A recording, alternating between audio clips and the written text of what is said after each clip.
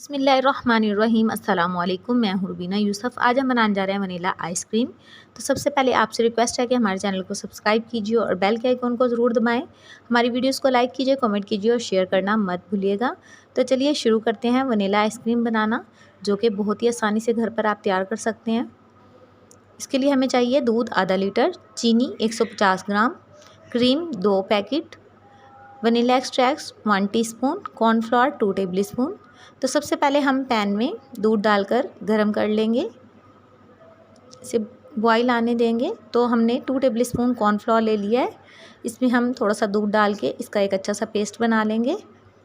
इसमें कोई गुठली नहीं होनी चाहिए। अगर आपके पास ये ना हो तो आप अरारोट का भी इस्तेमाल कर सकते हैं। तो दूध में बॉईल आ चुका है, इसमें चीनी शामिल करेंगे और अच्छे से मिक्स कर लेंगे। तो इसी तरह से हमने फ्लेम को थोड़ा सा हाई कर लिया और इसी तरह बॉईल आते हुए हमने इसमें ये कॉर्नफ्लोर ऐड करते जाना है और चम्मच चलाते जाना है ताकि कोई गुठली ना बने। तो ये आप देख सकते हैं, इस तरह से दूध हमारा गाढ़ा हो जाएगा। तो हमने इसे 2 से 3 मिनट पका लिया है और इसके बाद हमने इसे ठंडा करके इसे एक बाउल में निकाल लिया है। तो क्रीम के पैकेट जो हमने लिए हैं वो हमने फ्रिज में रख के इसे अच्छे से ठंडा कर लिया था। आपके पास ठंडी क्रीम होनी चाहिए। वनीला एक्सट्रैक्ट डाल देंगे। तो एक बाउल में हमने बर्फ़ ले ली है, इस दूसरे बाउल को हम इसमें रखेंगे और एक बीटर की मदद से अच्छे से आपने क्रीम और दूध जो हमने तैयार किया है इसको अच्छे से आपने बीट करते जाना है। तकरीबन मैंने इसे 10 से 12 मिनट बीट किया है। तो एक कंटेनर में निकाल के इसे हम फ्रिज में रख देंगे। तो इसे हमने तकरीबन 4 घंटे के लिए फ्रिज में रख दिया था।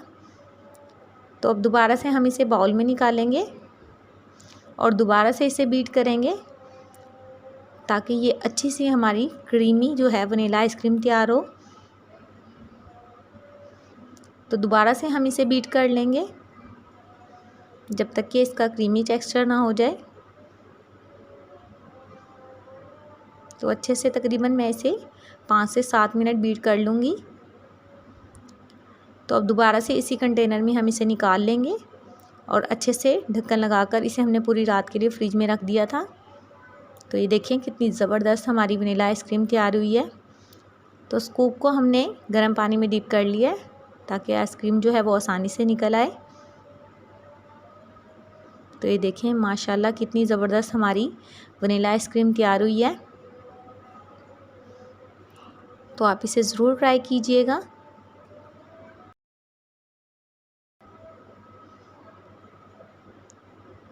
तो हम इसे सर्व कर रहे हैं कप में और चॉकलेट सिरप से हम इसे डेकोरेट कर लेंगे।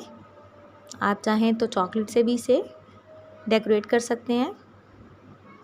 मुझे दीजिए इजाज़त, फिर मिलूँगी एक नई रेसिपी के साथ। अल्लाह हाफिज़।